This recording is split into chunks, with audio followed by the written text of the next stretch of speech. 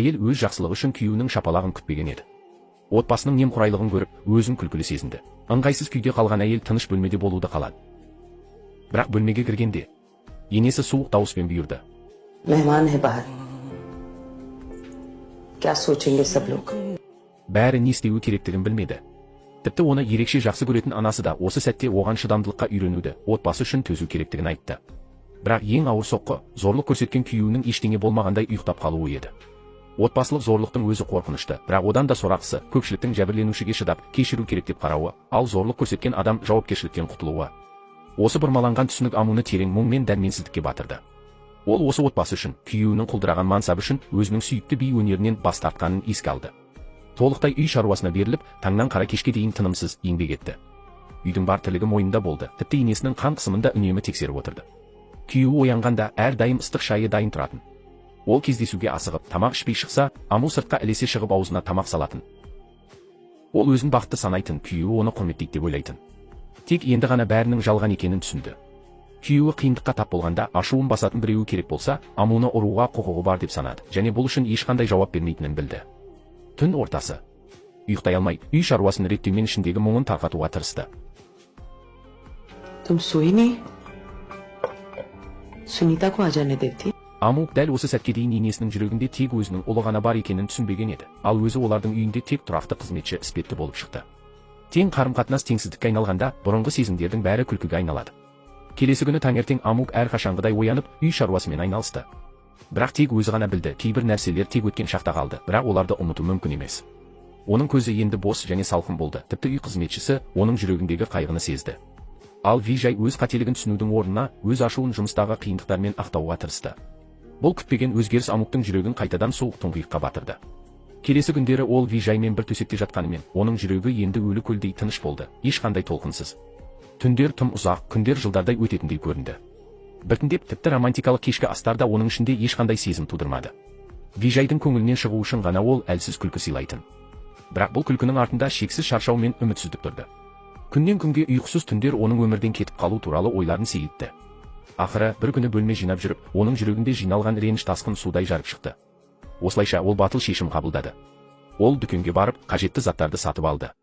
Вижай үйге оралғанда, Амук оған еш ойланбастан ата-анасының үйіне қайту туралы шешімін айтты. Бірақ Вижай бұл жағдайдың қаншалықты күрделі екенін түсінбеді. Керісінше, тек өзінің жұмыста көрген әділетсіздігі туралы айтып берді. This is not the time. Chalo. I understand, Vikram.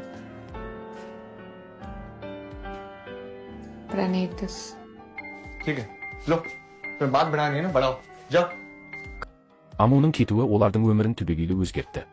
Ол ата-анасының жанында қайтадан мейірім мен қамқорлықты сезінді. Енді ол таңғы 6-да тұрып, біреуді разы етуге тырыспайтын болды. Әкесі оны әр таң сайын жылы кофе ұсынып қарсы алатын. Бос уақытында ата-анасымен шахмат ойнап, алаңсыз уақыт өткізді. Дегенмен інісімен оның сүйіктісінің бақытты қарым-қатынасын көрген сайын, өзінің басынан өткен жағдайды еске алып, жүрегінде мұң пайда болды. Сонымен қатар, ол анасының бейнесінен өзінің 30 жылдан кейінгі тағдырын көріп, бір маңызды шешім қабылдады. Ал бұл кезде Вижаяның өмірі астан-кестен болып кеткен еді. Ол Аму жоқ кезде бейқамдыққа салынып, үйден шығарда үнемі бірдеңесін ұмытатын болды. Енді ол күнделікті дайын тұрған кофені де таппайтын. Анасының қан құрамын тексеру үшін нұсқаулықты оқып, әр қадамын қайталап отыруға мәжбүр болды. Бұрынғы тәртіптілік пен жайлылық мүлдем жоқ болды. Мұндай өмір оған қиынға соқты.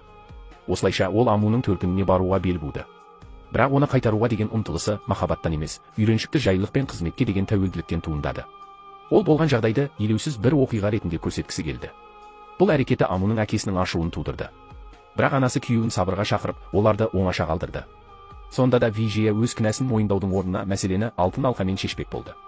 Алайда мұндай үстірт әрекет Амуға еш әсер етпеді. Бұл кезде Вижия ашуға булықты. Ол өзінің шынайы ниеті неге қабылданбай жатқанын түсінбеді. Бірақ оның ең үлкен қатесі әлі күнге дейін кешірім сұрамауы еді. Ақырында ол мәселені шешудің әдісі ретінде Амуға өзіне шапалақпен жауап қайтаруды ұсынды. Мұны естіген Аму оны мүлде түсінбейтінін ұқты да орнынан тұрып кетті. Оның бұл әрекеті Вижияны одан сайын ашуландырды. Ол отбасының абыройын сақтау үшін заңға жүгінетінін айтып сес көрсетті. Көп ұзамай Аму күйеуінен заңгерлік шағым қағазын алды. Үндістанда күйеуінің заң бойынша үйден кеткен әйелін қайтарып алуға құқығы бар. Алайда бұл істі қабылдаған заңгер Амудың бір шапалақ үшін бөлек тұруға шешім қабылдағанын естігенде қатты таң қалды. Амудың бұл некеден толықтай құтылуға деген берік шешімін көріп, заңгер оған 3 жол ұсынды. Біріншісі, үйге қайтып, некені жалғастыру. Екіншісі заңды түрде бөлек тұру. Үшіншісі ажырасуға арыз беру. Аму күйеуі мен оның отбасының шынайы бет бейнесін әбден танып болған еді. Ол үй шаруасындағы әйел ретіндегі өмірін мүлде сағынбайтынын түсінді. Сондықтан ол еш ойланбастан үшінші нұсқаны таңдады. Келесі күні Аму заңгерлік кеңсеге барып, еш өкінбестен ажырасу келісіміне қол қойды. Бұл шешім бір сәттік батылдықтан емес, оның әділдікке деген терең ұмтылысынан туындады. Көп ұзамай Вижай Амудың ажырасу туралы өтінішін алды. Ол отбасының абыройы мен өзінің мансабын сақтау үшін заңгердің кеңесіне құлақ асып, кеште болған барлық адамдарды куәлік етуге сатып алуға тырысты. Ажырасу процесі қызу жүріп жатқанда Вижайдың анасы қант диабетінің салдарынан есінен танып қалды. Үй қызметшісі шұғыл түрде Амуға қоңырау шалды. Бақытына орай дер кезінде көмек көрсетіліп, енесі аман қалды. Аму анасының әлсіз жүзін көргенде жүрегі жүріп кетті. Ол сауығып кеткенше өз қолымен күтім жасауға шешім қабылдады. Бірақ бұл әрекетін Вижай оның райынан қайтқанның белгісі деп түсінді. अमू अभी भी कुछ नहीं बिगड़ा है, वापस आ जा। कमाल है, तुम्हें लग रहा है कुछ नहीं बिगड़ा है, मुझे लग रहा है बहुत कुछ बिगड़ गया है। मतलब क्लियरली हम दो डिफरेंट लाइफ जी रहे हैं। अमू यार, shit happens, होता है। More people move on. तुम एक कंपनी में इतने इमोशनली इन्वेस्टेड थे, you could not move on. मैंने तुम्हें पूरी लाइफ इन्वेस्ट करी है तुम्हारे साथ, कैसे मूव ऑन कर? नहीं हो रहा है।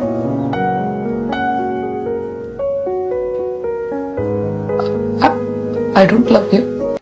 Бұл кино әйелдердің отбасындағы рөлін, қоғамдағы әділетсіздік пен зорлық-зомбылыққа көз жұмуға болмайтынын көрсетеді. Ол әйелдің өз құқығы мен қадір-қасиетін қорғауға тиіс екенін, ал шынайы махаббат пен сыйластық тек теңдікке негізделген қарым-қатынаста ғана болатынын түсіндіреді. Сонымен қатар, дәстүр мен отбасы құндылықтары әйелді құрметтеуге, оны қолдауға бағытталуы керек екенін меңзейді.